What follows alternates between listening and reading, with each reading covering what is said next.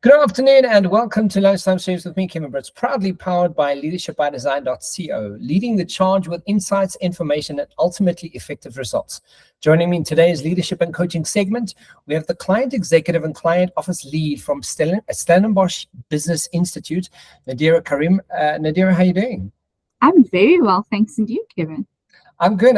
Thank you for joining me on the show. We've been speaking about having you on the show for probably a year now. I'm assuming, but it's timing hasn't been in our favor. But finally, you are here, and don't you want to kick it off and just tell us a little bit about you and a bit about Stellenbosch Business Institute? Yeah, absolutely. So, Kevin, I'm so grateful that I'm here today. It is the kickoff of our fasting month as well, so maybe the timing just aligned. But just a little bit about me and what, the work that we do at Stellenbosch Business Institute. We see ourselves as catalysts for change, and really working in that customized executive learning space where we look at learning process, but also consulting process for different organizations. And it's obviously a space that I'm really passionate about because I've been in the development arena my entire career. My background's in psychology, and we just do some fantastic work which really works at the behavior level, at the brain level, with people. And I know that's an area you're particularly passionate about and have deep expertise on that. So I'm not going to share too much about that, but really to say that we want to create a shift in the environment to create that shift. And that's why we talk about ourselves as catalysts for change, because you can't change the next person. We all know this. Weight loss programs have shown us all. You actually can't change the next person just like this. It's a process, and that's what we do at Stellenbosch Business Institute. And so I'm very fortunate to spend a lot of time. So it's very interesting to be on this side of the seat, Kevin, because I'm very fortunate to be on that side of the seat, asking the questions, really listening and understanding what is happening for leaders, what is happening in organizations, and how can we support and guide the shifts they want to make, the impact they want to create in the environment. Yeah, absolutely, and that's why I was glad that you could be on the show today, because we're going to be having a nice, interesting conversation around human over leader, right? And don't you want to just tell us a little bit or touch a bit about why this conversation? Why do you think this is an important conversation to be having? Yeah, because I think it's so. We're post-COVID now. We're in a very interesting space as humans. So that's why let me categorize that first. As people, we are in a very, very interesting space. We have come a long way. We've had to exercise so much of resilience and adaptability over the last couple of years. And so right now, all of us are busy. There's business stuff happening, there's home life happening, and whatever space you're in, there are things going on. And so when we look at leaders and the process of leadership, that all kind of spills into each other. And so the intentionality of leaders today, I think, is so key. I think it's always been really, really important, but it is even more so now, because we need to think human first before realizing that we are leaders. And good leaders, just do this automatically.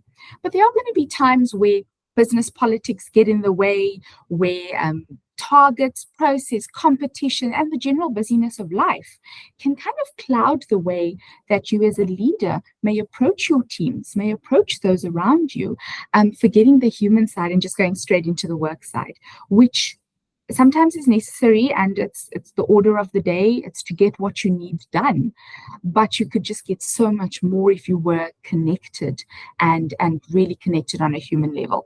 But you can't do that. For me, I just feel like you can't do that without having and exercising self-awareness. So into self-awareness into this conversation, because if you don't have that intentionality, you are going to create an environment unintentionally. So that self-awareness that you bring into the conversation, into the room, into the boardroom, into your teams is so important, because we are taking our emotions and the subsequent reactions with us wherever we go, and also our biases. Those were developed really early on in our lives. But if we're aware of it and we are practicing self-awareness as we go, we can really pause them so we can be in the moment and connect as humans, which I think actually increases our decision making at the end of the day. So that's just a little bit about why I think human first. I mean, even if you look at business process and innovation specifically, if we look at design thinking, the first phase of design thinking is empathy. So even in a process like that, that seems very innovative and fast moving, we start with empathy. So why not that start for all of our business processes and all of our conversations and all of our performance discussions? And that's where the human and leadership tangent comes in, because innately, if you're a good leader, you're a great human. But sometimes you need to be more intentional about that, because there are other things that are in the way and cluttering what's happening as well. I think what stands out for me with what you've said there is if you don't bring self-awareness to that environment, you unintentionally start creating the environment. And I don't think many people realize that. They kind of, they are unintentional. They do not practice self-awareness as a practice in their behavior. So they arrive in that environment on a regular basis to recklessly almost, right? And they unintentionally create their own environment because they're not intentional about creating that environment. And I think that's so important, as you mentioned, with regards to empathy, because when you are recklessly doing this, and 6 months later you kind of go, why are people, showing up the way they do? Why are people behaving the way they do? But then you've got to kind of look at yourself and look at, well, as the leader of this environment, as the one who sets the tone. Yes. Perhaps I'm not intentional enough or haven't been aware of, how to set that energy for that environment. Exactly. And I think, Kevin, it's the reason I find it so both interesting and challenging and core to business is because in the space we find ourselves in right now, everything changes every day. Access to information is heightened. There's AI. There's so much happening around us. But in your teams, you may be the thing, as in the leader, that is anchoring them, setting that tone exactly as you said, to be able to respond more effectively to what's happening around them. They're still making decisions. They're still moving ahead, but they know that you are there as that anchor. And if that anchor is in place, then you can kind of forge ahead with your team in any direction you need to. Yeah, absolutely. So, I mean, Nadeira, you work in a space of executive education and learning processes specifically.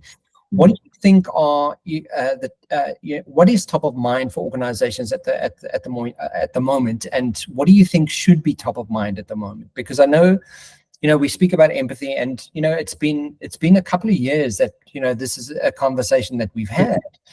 But part of that evolution of understanding is when you say human, above leader or over leader, it really starts you to start understanding that not only are the younger generations insisting that they want someone who is more human driven and planet conscious, right? But also the way that they conduct and the value system that a business has is becoming more prevalent to an environment. So, I mean, there's so many things to unpack, but, from a corporate executive education perspective, what are those things that are really standing out for people? Yeah. So everything you say, Kevin, I mean, those are so important. But going back to the conversation where I started the conversation, where I said we're in a post-COVID era, plus everything you've just added on top of that, generational diversity in the workplace, diversity in general.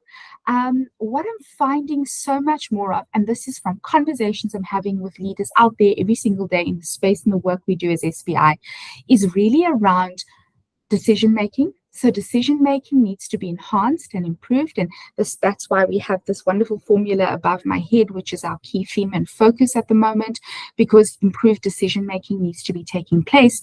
But owned decision making. So that sense of ownership around the decision, which is more a behavioral thing than the actual decision making process, right?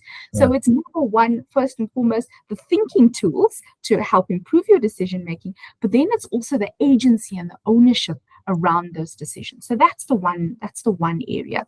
The second area, and I think would support the first area so much, is that trust and connectedness. That social safety in teams is proving a really interesting challenge because we've been through so much, and I suppose because our focus has been on that always on mentality, just thriving and trying to survive in some cases during COVID, and we kind of got stuck in a rut.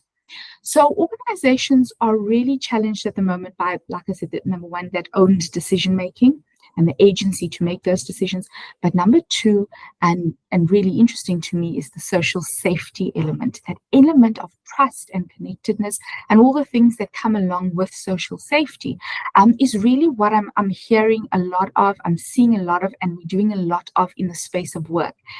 And what's interesting, Kevin, is even in journeys and processes we've put together, even though that may not have been the initial need, it seems to be something that pops up in conversation through the process. It does come up as in, how can I challenge my leader? Should I be challenging my leader? Well, absolutely you should, because if they want the best performance out of you, you need to be thinking, you need to be switched on, and you need to have that safety to experiment, to challenge, to converse, etc. So those are the two main areas that I am seeing a huge drive towards, and I'm not surprised about it, but that would look different for everyone. But again, it comes down to what is the tone that's being set, because that would be based on leadership, but also what does it feel like when you walk through those doors? The culture, that intentional culture is now shifting for a lot of organizations.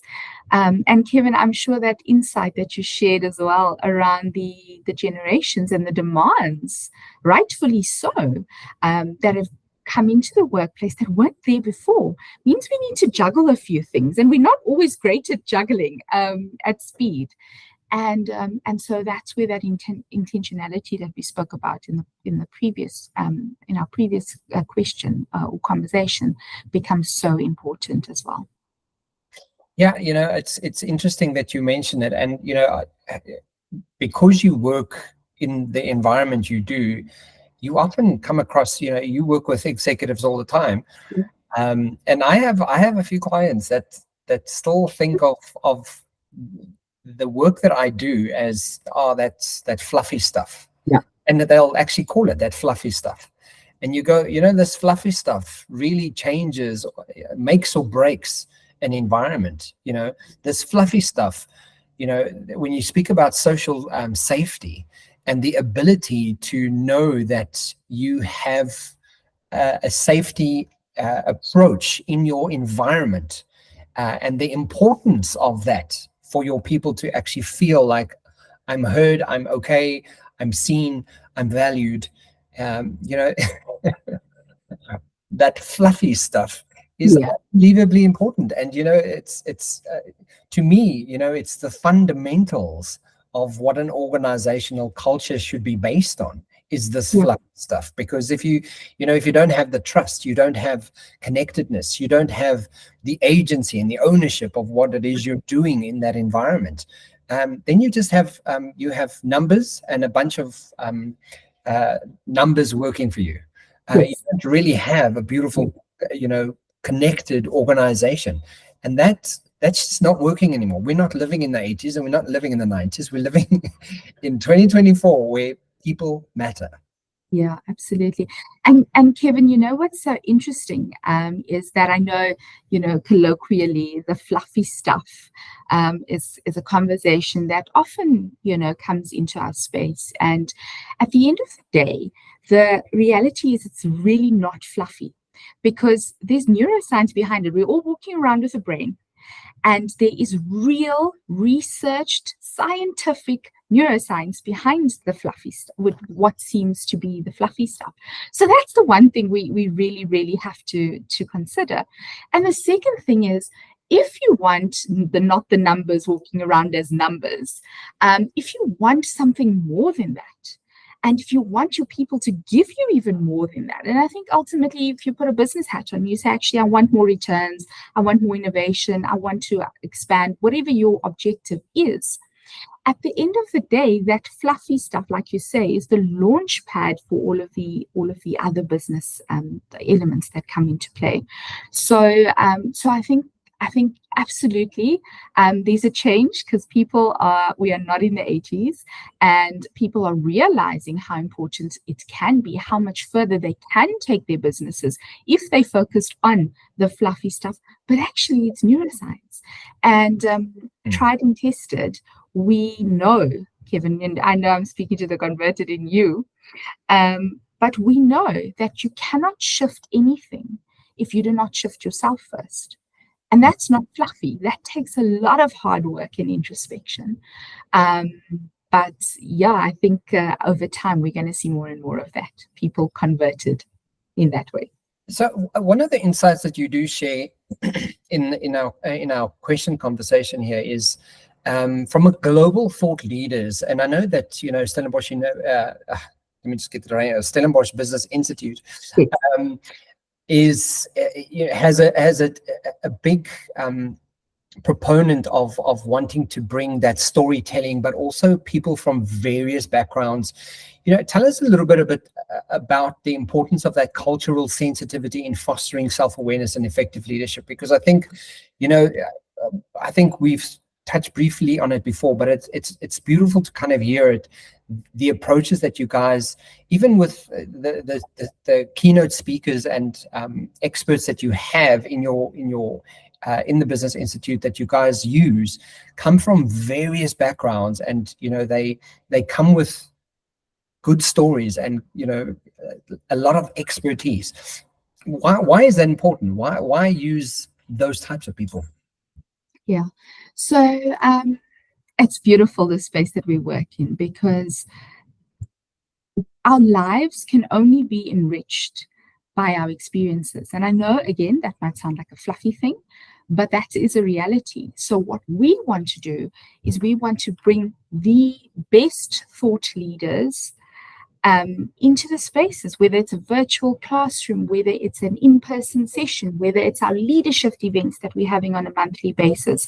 We want to bring the experts to you so that from a decision-making and storytelling perspective, we just open up your horizon in a space that you maybe didn't think of last week or the week before. So it is all about bringing the right thought leaders. But as humans, we connect to stories. And that's where you brought in the storytelling element as well, is we connect through stories, but we also make sense of our reality through stories. So in fact, we make decisions through a process of storytelling and sense making. I heard that worked there, and this company did this. And actually, when I went to that networking event, maybe, and Kevin said that in coaching, let's bring it all together. Those are all the dots that we're collecting along the way. We start to connect them, and that's where sense making ultimately is formed, and decision making ultimately can be improved in this manner as well. So that's why the array of people that we bring into the SBI conversations and into our network more specifically, so that we can really open the minds in the spaces and ways that we need to, but obviously contextualize to the organization and the leaders we're talking to. But what I think is also important to consider in terms of cultural sensitivity, which is a part of this conversation, such a big part of this conversation, is that first and foremost, when you listen to anyone, as Kevin right now listening to me, or me listening to you, or any one of the listeners listening right now, watching right now, is to consider, what is the bias or the story you're telling yourself? So what is happening in the background, and what is that making you perceive, make a decision on, check out, listen, don't listen, and that's happening to us every single day.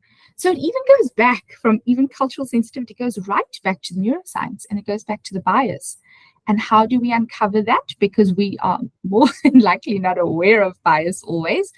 It comes back to self-awareness. So going right back to the initial components of our conversation.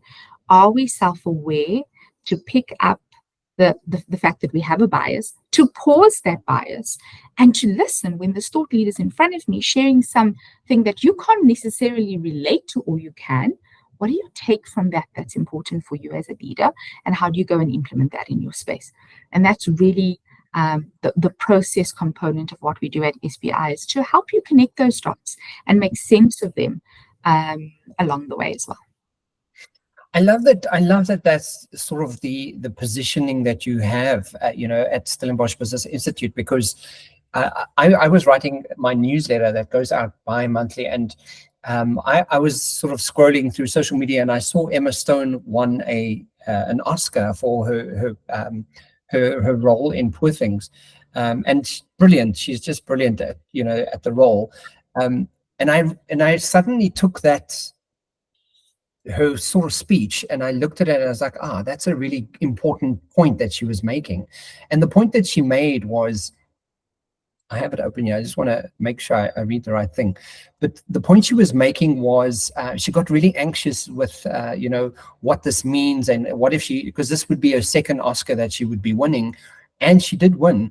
And her director said, well, please, can you take yourself out of it? And immediately she went into, the point of the whole is the greater than the sum of its parts, right? And suddenly you realize, okay, cool. That's a beautiful message to be able to unpack. But through the sense of storytelling, I put the newsletter together, and I called it, Emma won an Oscar.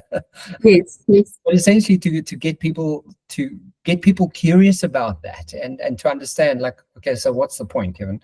But through the storytelling to kind of go, actually, Emma Stone is a wonderful actress, but without the components and out the backup and the team that actually makes her that character, and essentially this applies to business as well, right? It's the culmination of all of these facets and all these aspects put together that create this story, and that the sum of the parts create the bigger part. And when we, as leaders, as executives, as business people, start understanding that, I think it touches on that, what is that bias or the story you keep selling yourself?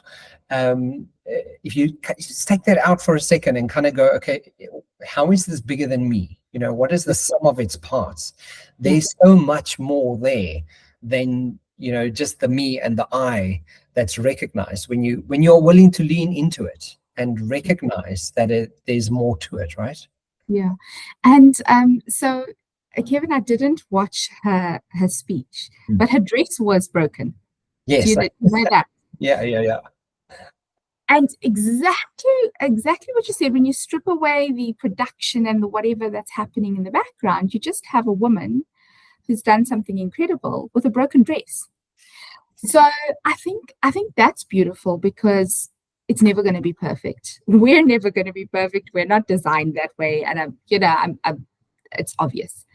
But she stood up there, and the first thing she said was, my dress is broken. And then and as she walked away, my dress is broken. That's what she focused on. That vulnerability is what really, I didn't, like I said, I didn't get to watch all of it, but that vulnerability for me was really admirable, because we see that in so many spaces. I mean, Brene Brown does, as you know, fantastic work around this specific topic, but that vulnerability as a leader to sometimes even say, I actually don't know. I am not the smartest person in this room, and I don't know the answer to this, but I have all of you here, and I know that together we're going to figure it out. Or so-and-so, I know that you'll be able to guide us and lead us in this specific scenario. I think it's so important, because you're never going to know everything. You can have an MBA, you can have a doctorate, you can have gone on lots of courses, you can do lots of self-reflection, but you're not going to know everything. Admitting that to your team, as a one example, admitting to your team, I don't know, and I need your guidance. I actually need you guys to step in and tell me what is the right thing to do with this business or this product line or whatever it is. But the same goes for when you're having a bad day. I'm having a bad day. I'm sorry if I'm showing up in a way that you don't usually see me. I'm just having a tough day. I haven't slept, whatever it is. It goes a long way, because, again, going back to what you said initially, Kevin, is you're setting the tone. You're making it okay for people to say, look, I'm having a bad day. Okay, I've said it out. I can put it to the side and let's focus on what you need me to do right now, or what we need to do together right now. So that's what stood out for me about Emma's conversation, but 100%. We stand as leaders on the backs of many other people, many other ideas, different directions that were thrown into the pot. And this is the decision we took. And I think it's so important to acknowledge your team for that, but also say when you don't know. And just leave that door open again, that safety open for them to experiment too if they don't know. Yeah. But I mean, another question, like just lending from the cultural sensitivity, the show, the podcast in itself always has, and I suppose it's my biases that play into it as well. And I've become more self-aware of, who's represented on the show. So, for me, I currently living in South Africa, I'm a minority of a minority, as a white male in South Africa, and second to that, a gay white male in South Africa, it becomes a minority. And when I see representation of what white gay men are in the world, I feel represented, right? And I've been very conscious about representing more diverse people on the show. So I've actually, there's a sort of a Facebook group that I belong to, and I've advertised, like, I want to see women of color, trans leaders, gay leaders, people out there that don't generally get represented on the show. But I mean, one of the questions here, what would you like to hear, or what advice would you give women who are considering their studies and thinking about their future careers? But also the fact that you're a woman of color and you're an executive and you work in that field. What advice would you give women out there to kind of consider about their careers? Yeah, it's so interesting, Kevin, because so I come from a family of teachers, actually. So and it was never a career I ever thought of for myself. And so I'm sharing this with you because there is such power in knowing where you come from, but deciding what you want to achieve. Or forging that path for yourself, in other words. So my advice is really to just know who you are, and find ways of doing that for yourself. Get feedback, talk to people, expose yourself to as many people as you possibly can, whether it's coming to listen and watch Kevin's podcast, or whether it is a free session online, or whether you're going to your aunt's workplace or your old teacher's classroom to have a conversation. Explore, because what happens because of bias, Kevin, that you just talked about now, is we only get exposed to this much of what is possible out there. Yeah. So I could have gone down the road of being a teacher. I would have been really bad at it. I can guarantee you that much. But that's kind of where I would have fallen into, because that would have been the thing to do, right? But if I didn't allow myself to explore the variety of options that we actually have in front of us, there are jobs now that didn't exist, Kevin, 10 years ago. Okay. And so and we know this is statistical fact, every day, every year, there are new careers, there are new roles coming up. I mean, the influencer has the title of influencer and content creator has changed the market, the business market, so significantly, right? So what I would like to say is, do not box yourself based on your title, your gender, your sexual orientation, your race, etc., etc. All the isms. Don't box yourself based on that, because the world is literally your oyster if you just go out and make your own path. But that said, be aware that people have biases. You yourself, I myself, have biases, and that when you are faced with those, tackle them head on. Have your conversations, say what you mean, And don't be afraid to do it. We have a constitution that allows us to do that. But I think, Kevin, what happens is we go out as women of minority groups or other. You come into the workplace, you try to fit into a mold. The next thing, instead of being the analyst or the consultant or the whatever you were hired as, you're making tea and coffee for your colleagues, right? Because that's just what feels right based on the way you were raised and based on your culture, etc. But that's not what you are here to do. And say that. If you need to say that, say that. And that's what I think is really important, is to speak your truth, but also to understand that you don't need to do that in a harmful way. And that's really served me, Kevin, is I can say what I mean and say it in the least harmful way possible, because I'm not here to hurt anyone. But the person I'm talking to on the other end may not even be aware of a bias or aware of the fact that I'm being boxed, or I'm not allowed to speak freely, or whatever. They may not even be aware. So exploration is my first piece of advice. Wherever you can, there's so much information online now that you can find.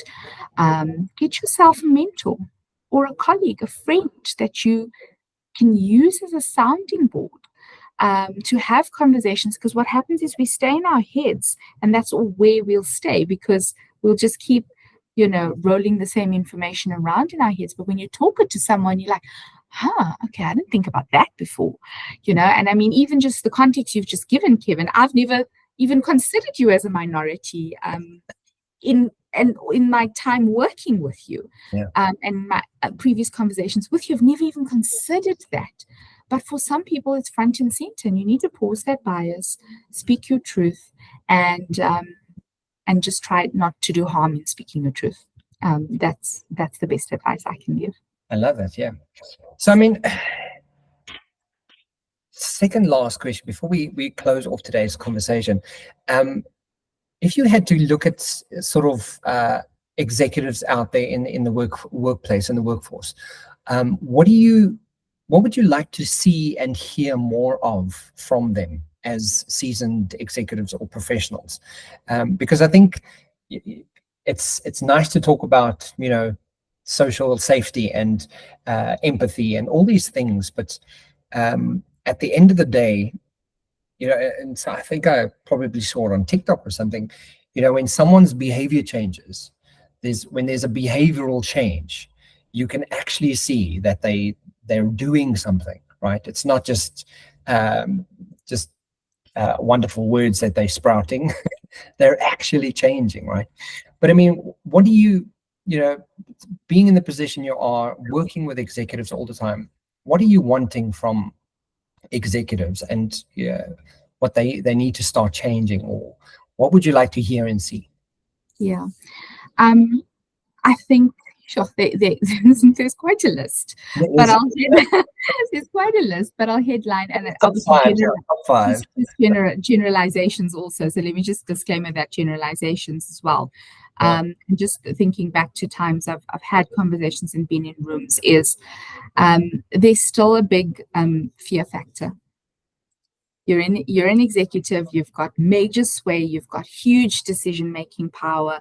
Going back to the conversation that I started off with a bit earlier around social safety, you are creating social safety. You are setting the tone for when someone walks into your office, how they feel, or leading up to walking to your office and knocking on that door, if you have an office still, how you are responsible for partly how they feel. Part of it is their own bias and fear, etc., but part of it is you. So dial down that fear factor, because it's not going to work anymore. That's my main thing. And consider where that fear factor is coming from. So that leading from a place of fear, it's not working anymore, and people are not they're not enjoying it, and so that's the one element that I think is really important. The second thing is listen. I think listening to your teams, to your leadership, there's a reason they are your leadership team, or there's a reason they are employees of yours. Listen to them. Oftentimes what you find when you walk into a room, and there's various people in the room, the executive is almost the person who does the talking. or who poses the questions and brings the thinking, and really allow your team members to do that. Be part of the brainstorm, as opposed to be in the driver's seat of every conversation and every opportunity that you give others the space and listen. But systemically and structurally, Kevin, I have, this is my wish, is if we can really see true mentorship, true sponsorship, and true allyship happening in organizations. Because executives are there, and they're there for a reason. You've got amazing experience sitting right in the office next to you, possibly. But whether those executives are mentoring their teams or sponsoring people through the different levels of the organization and helping them to create that agency and allyship is a question for me.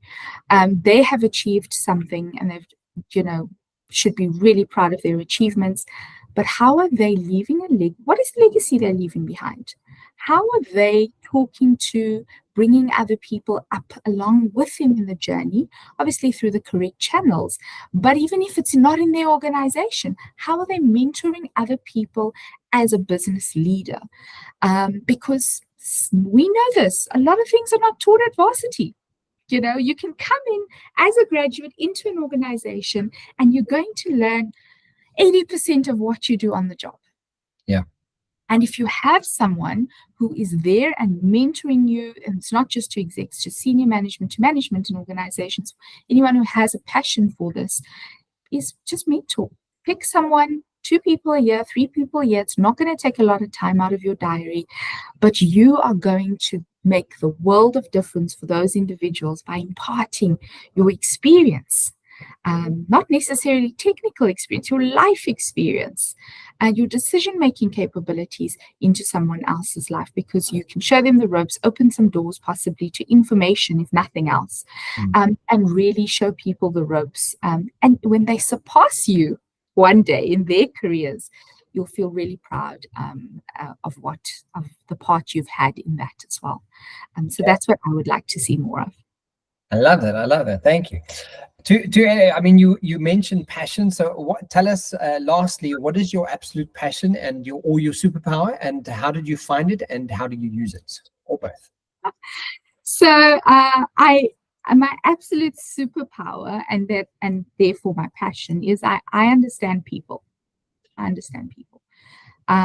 That's one part. And the second part is I can simplify crazy amounts of complex information. I can make it really, really simple. So that's my my second superpower. But my passion lies in the people side. And how I found it is very interesting. I realized very early on when I was at school that people were sharing information with me and stories specifically with me that I suppose at that age I should not have been exposed to, actually, Kevin. And it really changed the way my outlook towards people, my appreciation of how much is happening behind the scenes. So I see Kevin with a cap and glasses, and I think everything's going well in Kevin's world today, and I don't know what's happening behind all of that. So I very early on in my life had an appreciation that there's a lot of stuff happening with people, not always negative stuff. Maybe there's good stuff. But I just knew that really, really early on in life. And being a very deep introspector and deep thinker and an introvert, I got to process that information along the way. And then I got to high school, and this was primary school. So then I got to high school, and I was afforded the opportunity to become a peer counselor. So I was trained as a peer counselor in high school. And it's really, at the time, it felt like a burden, because if you've ever worked at a high school, you know what I mean. It's crazy out there. But it is such a privilege to be able to be there for people to lean on, to really lean on in whatever circumstance they're going through. And maybe it seems small to them at that time. Maybe it feels huge to them at that time, and you can really just lighten the load. And so that's how I kind of found my superpower, but I never take it for granted, because I always try to ask questions. I always try to get to know people. I make the time to get to know people. Tell us about your dogs and cats and your family and your upbringing, because it shapes me as a human. Their stories shape me as a person as well, because there's some insight I can take from understanding others.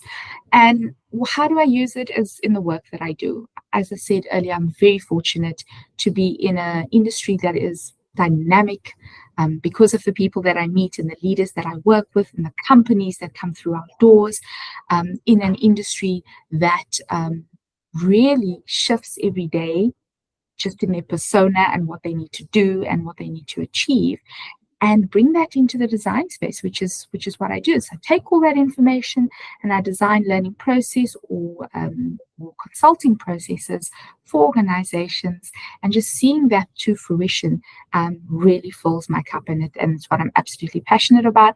I'd love to do more in the coaching space, and that's an aspiration. I do some of it, a little bit of it now, but it is my aspiration, because I really think that with personalized conversational spaces of people finding their own answers, as opposed to you giving them the answers, that will make all the difference for them. That will make the shift for them, and really allow them to create their own direction. Fantastic. I love that. She's a client executive and client office lead from Stellenbosch Business Institute, Nadeira Karriem. Thank you so much, Nadeira. It was such a pleasure. Well, clearly, we can speak for another hour. But I mean, if people want to get hold of you, what's the quickest way? I mean, we will put it in the description boxes below, guys, so please check it out. But I mean, if someone wants to give you a shout out and just find out more about what you guys do. Absolutely. So LinkedIn, if you want to, it's just the quickest route for people. If you want to drop me a message on LinkedIn, you're welcome to. Otherwise, email me.